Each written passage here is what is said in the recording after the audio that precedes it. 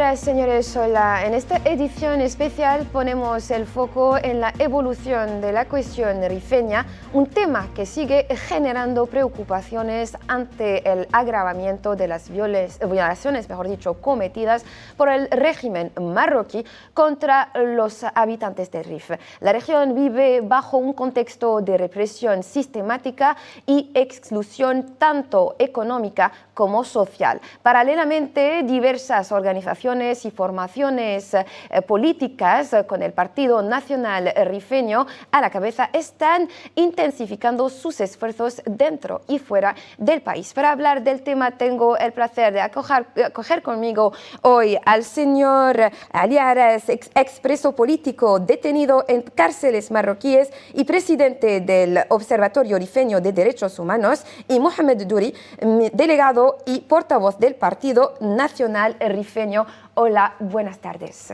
Hola, muy buenas tardes por la invitación. Aquí estamos para contestarlas. Gracias. Entonces vamos a empezar las preguntas justo después de esta pequeña pausa.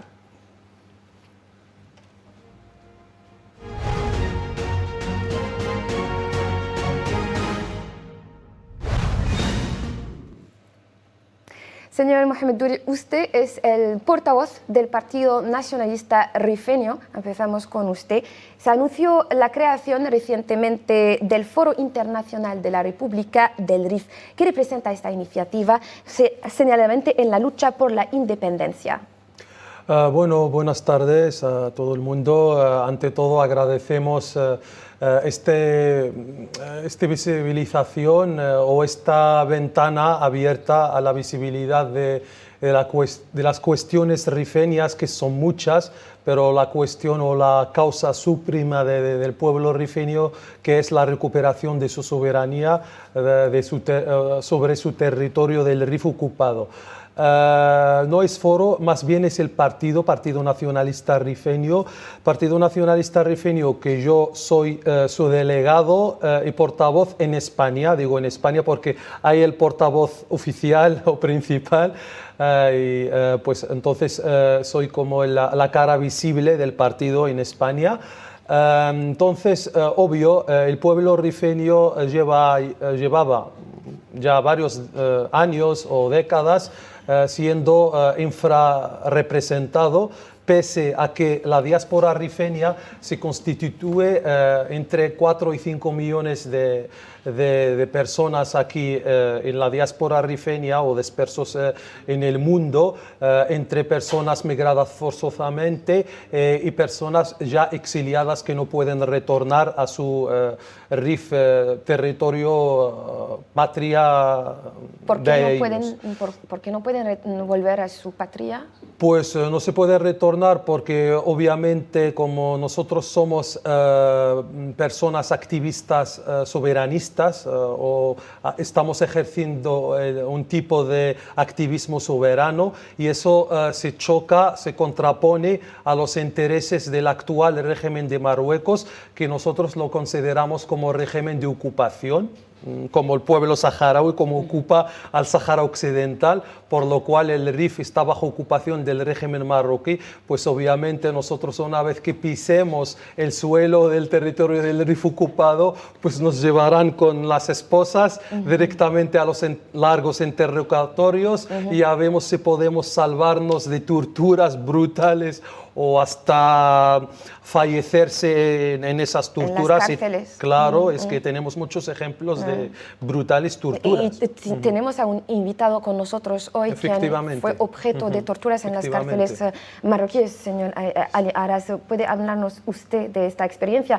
Porque, como acaba de decirlo el compañero, pisar el territorio o retornar a su patria significa estar encarcelado en las cárceles marroquíes y padecer torturas. ¿Puede hablarnos de su experiencia ahí? En primer lugar, gracias por la invitación, y es un honor para mí de estar entre vosotros, y sobre todo en una tierra como Argelia, que es inspirante y admirable en toda su oposición, toda su revolución, sus combates hacia los colonialistas franceses en aquellos tiempos, y aún hoy siguen luchando y dando las manos a otros oprimidos en el mundo, para no decir únicamente a los rifeños, pero en el mundo están presentes y es un honor para mí y para el Partido Nacional Rifeño, en el que yo adero y que yo presido hoy en el Observatorio de los Derechos Humanos Rifeños, que me es un peso más sobre mis hombros, en el que espero estar a la altura de venir y ayudar a nuestro pueblo rifeño y testimoniar también en el mundo entero de todo mi pasado. Sí, es verdad que hay un terror de Makhzen marroquí que terroriza a nuestro pueblo rifeño y también a su pueblo marroquí, y tal como fue también y sigue aún el pueblo saharaui, que sigue con su dignidad y su revolución y su perseverancia sobre este camino que le llevará a sus libertades. En nuestro camino rifeño es paralelo a lo que está persecutando también el pueblo saharaui, y estamos por ese camino para recuperar nuestras tierras, como dijo nuestro hermano. Es un deber y es un derecho, pero hay barreras, hay muros, hay montañas y hay que saber escalarlas y pasar del otro lado con la justicia, con la democracia, con la diplomacia internacional, a fin de llegar a ser reconocido como Estado y como soberanía, como estuvo la democracia o la República Rifeña Democrática en los años 1921 hasta 1927, para no decir 26, porque es una historia a la que no debemos meterla de lado.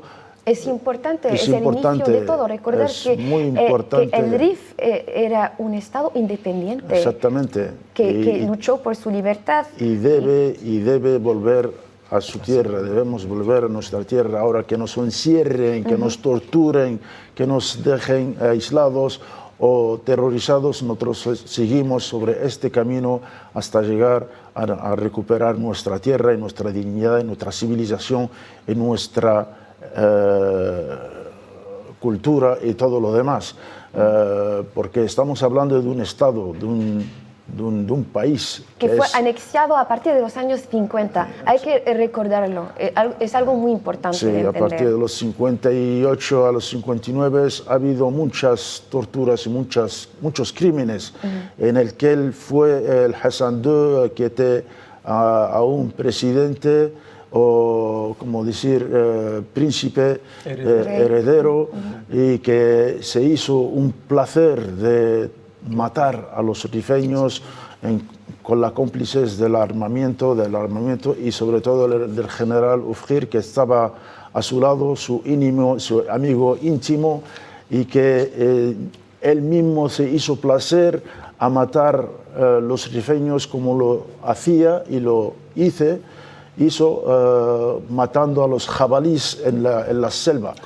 Pues él cogía ese placer, tenía ese orgullo de siempre de meternos nosotros hacia abajo y de bajarnos en nuestra dignidad, en nuestra tierra, a fin que nosotros no podemos o no podremos recuperar nuestras tierras. Hablando de eso, lo que ocurrió en el 2016 con Mohsin Fikri, cuando el pueblo rifeño salió a las calles, era una forma de decir que, bueno, estamos hartos de estos malos tratos en nuestras propias tierras. Y fue ello el inicio también de esta nueva lucha, o la renovación de una lucha por la libertad y la liberación del territorio rifeño.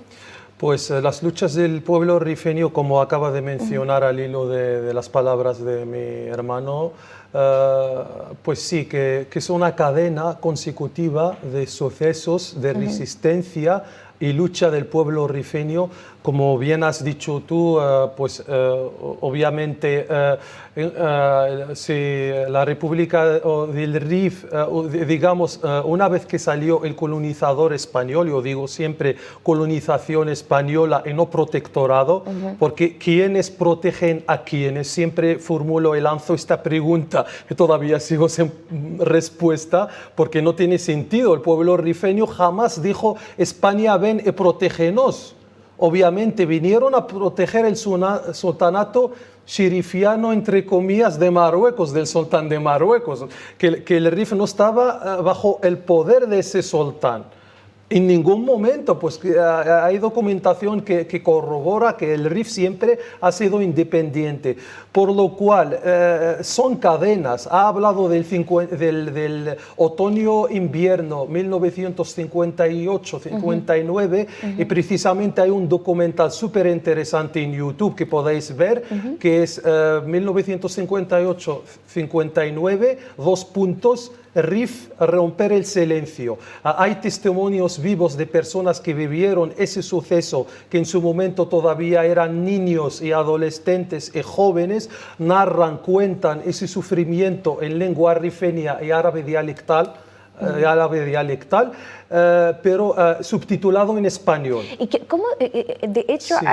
lo que está diciendo es muy interesante. Se está enseñando la historia rifeña a los niños, a las generaciones venideras.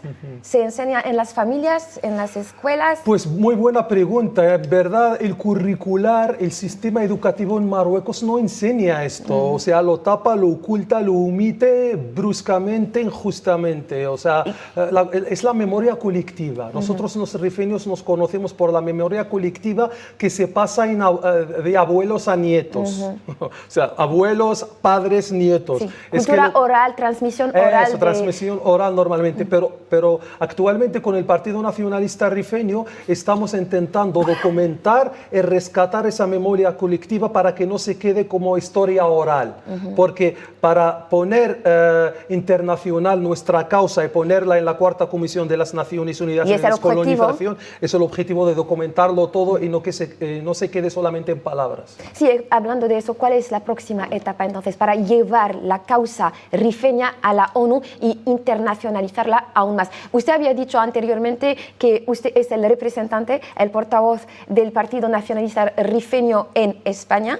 Entonces, ¿hay otros representantes y portavoces en otros países de cara a internacionalizar la causa? ¿Puede darnos más detalles? Sí, efectivamente. Y además, estas últimas semanas, y empezando desde Utrecht, una ciudad holandesa o de Países Bajos, pues se celebró pues, un encuentro con la diáspora rifeña y también para hablar de la situación de los derechos humanos, también con la presencia del hermano Ali Arras, que es el presidente del Observatorio Rifeño para los Derechos Humanos. Entonces, empezando por Utrecht, Holanda, Bruselas, capital de Bélgica, ahora, bueno, se hizo en Düsseldorf hace nada, en Düsseldorf, en Alemania.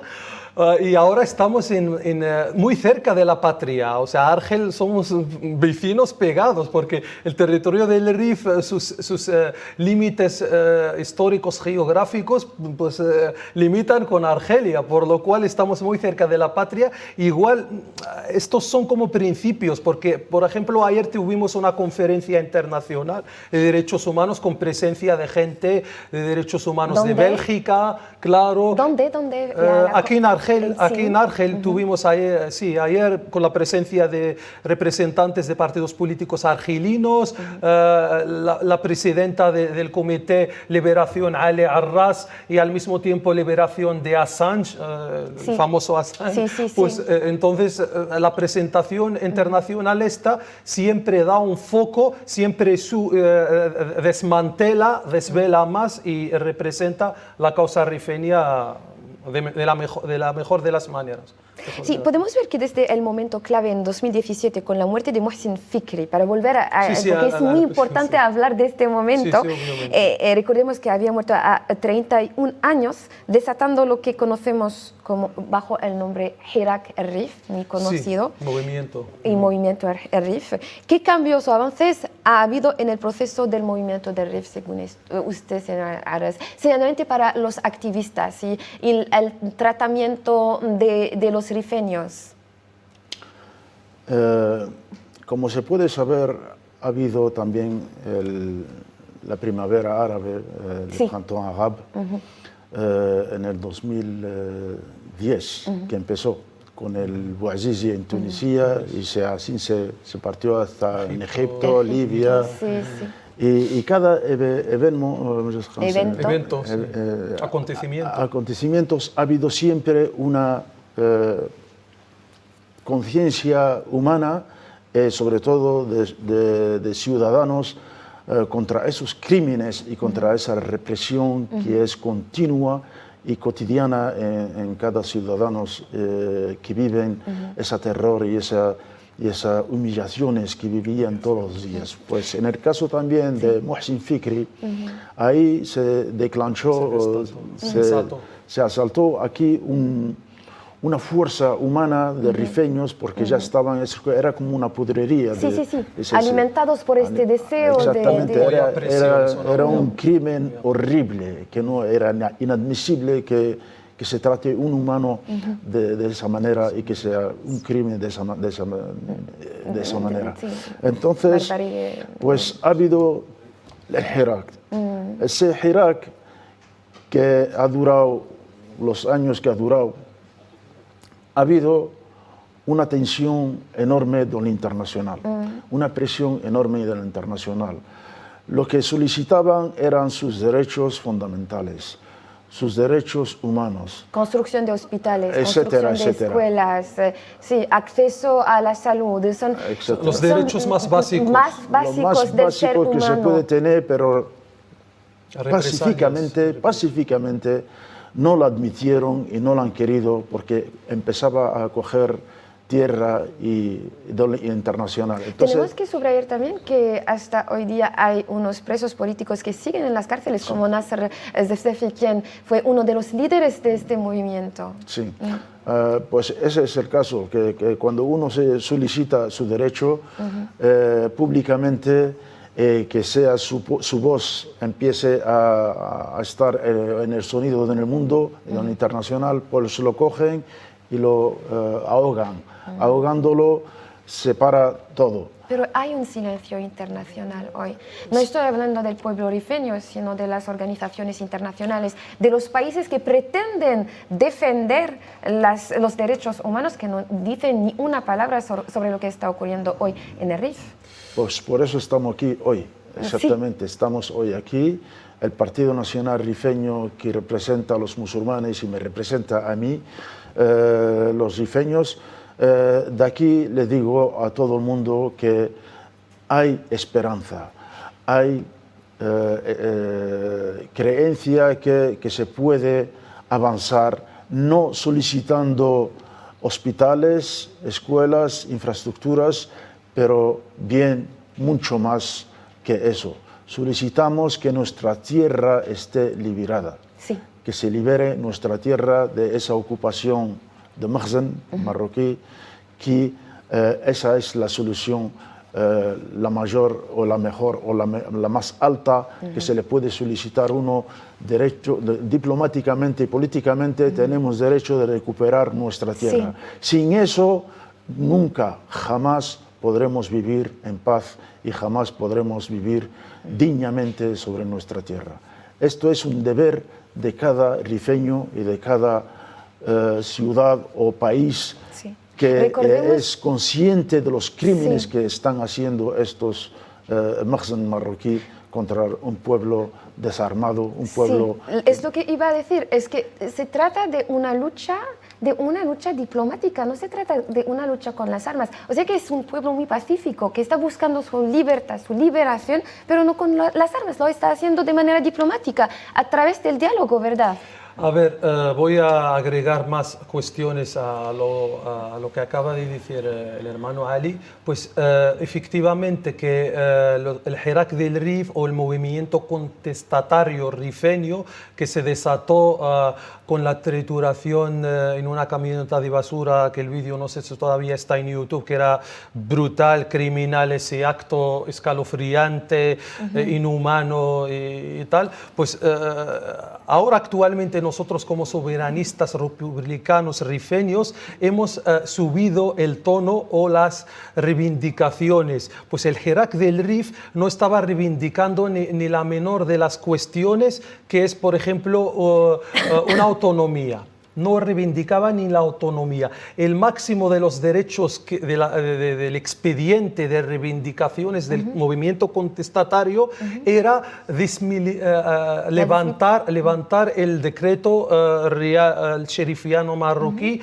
de militarización de la zona, que sigue vigente hasta hoy en día, desde 1958, cuando lo decretó el sultán de Marruecos en ese momento, que era sultán todavía, no rey, que Mohamed V, pues la zona nuestra militarizada. ¿Qué quiere decir? Militarizada. Súper militarizada. Claro, ¿y qué quiere decir? O sea, si me permites explicar lo de militarización, porque yo lo he vivido en primera persona y durante casi 30 años. Lo que significa es que el rifeño no puede concentrarse, no puede manifestarse tranquilamente, aunque las constituciones marroquíes recogen lo de la libertad de manifestar, pero son negro sobre blanco. No se aplica en la realidad, o sea, ni se les ocurra en el territorio del Rif, tanto en Nador. Son negados a la Pues hay mucha presencia policial, muy preparada para darte palizas, o sea, te privan de uno de los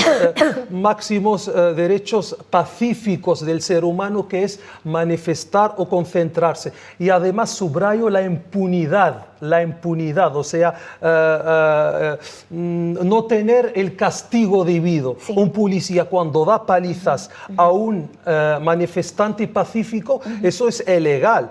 Ilegal que des palizas a una persona que no está estorbando la circulación o haciendo algún vandalismo. Pero está cuando se prohibido. trata de un rifeño... De un rifeño da igual. Da igual. Y el policía o las fuerzas de orden y seguridad marroquíes impunes ante la justicia, impunes, porque hay también una ley en Marruecos que se llama la ley de impunidad militar, y en militar entran los policías y todo, y se aplica precisamente en el Rif. Entonces tratan a la población rifeña como una subpoblación, es una forma de apartheid. No, yo la entiendo más bien por la ilegitimidad, la subrayo, ilegitimidad del régimen marroquí sobre el territorio del Rif.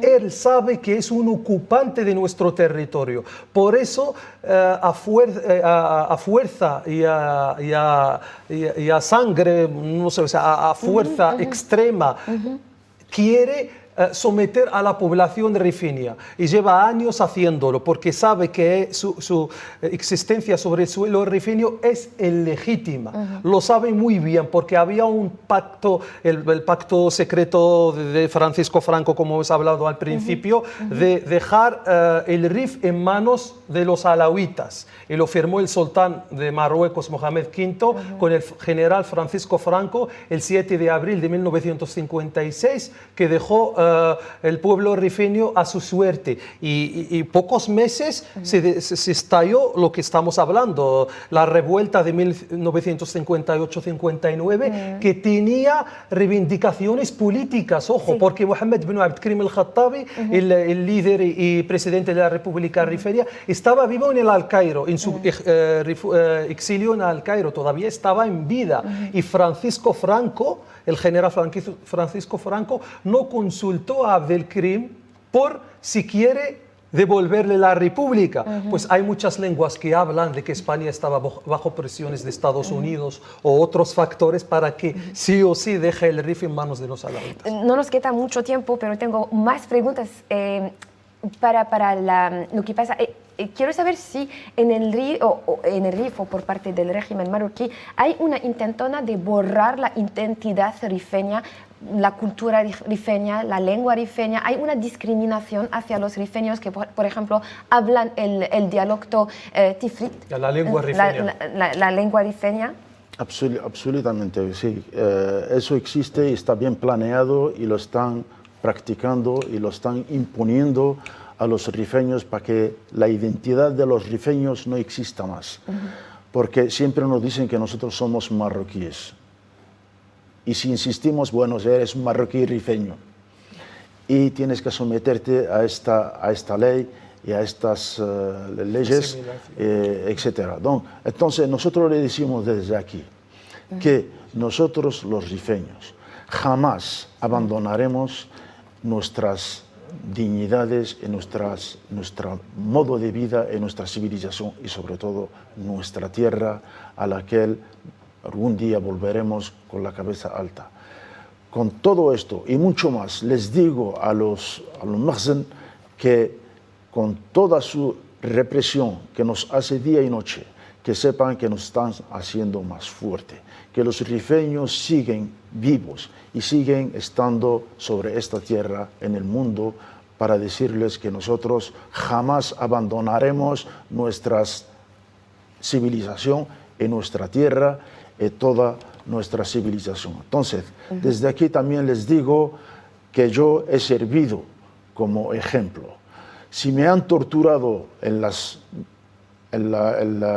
el centro secreto de Tamara en el 2010, bajo tortura, en un asiento inestable, me impresionaron sobre muchas cuestiones y muchas interrogatorio, y sobre todo cuando se encontraban contra una persona inocente y que no podían bajo la tortura adquirir o saber lo que oculto o lo que tengo en mis pensamientos sobre este régimen, claro que sí, pero diciéndome que por qué los rifeños tenéis la cabeza dura, por qué sois tantos,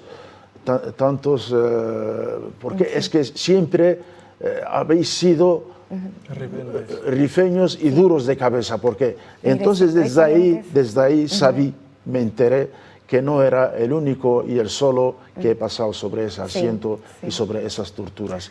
Y esto me empujó a mí para escribir. Sí, y va a hablar del libro. Muchas gracias por estas palabras fuertes. Antes de despedir a nuestros telespectadores, tenemos que hablar del libro. ¿De qué habla el libro? ¿De la tortura que usted padeció en las cárceles marroquíes? Sí, son 12 años de prisión, 12 años de aislamiento, 12 años de tortura psicológica y física, 12 años de humillaciones, 12 años de testimonio de torturas de otras personas, 12 años de brutalidades. De una vida a la que tenía que yo sobrevivir. Sobrevivir porque era inocente. Sabía que yo saldría algún día con iltizamat, obligaciones. Compromisos. Para desvelar al mundo todo lo que me hicieron y todo lo que por todos esos años de discriminación, de torturas y todo lo que me hicieron. Entonces este libro implica y dice que todo lo que me ha pasado con imágenes y fotos de las torturas que me hicieron, y lo puedo pasar brevemente, que ha habido violación a base de botella anal, ha habido electrocuciones de mis partes íntimas, ha habido suspensión cabeza abajo y arriba también, y el peroqué, como se dice, el avión, muchas otras métodos y técnicas de torturas que me hicieron. Hoy les digo desde aquí que Ali Arras sigue aún vivo y que seguirá sobre este camino para desvelar a todos los criminales y que seguirán un día pasarán a justicia internacional. Muchas gracias, señora Argelia Arras. Muchas gracias a usted también, señor. Recordemos también que además del libro pueden ver el documental 1958, RIF, Romper el Silencio, que habla de la lucha del pueblo rifeño. Gracias, muchas gracias por haber estado con nosotros hoy en esta edición especial. Agradecemos igualmente a nuestros telespectadores y hasta luego.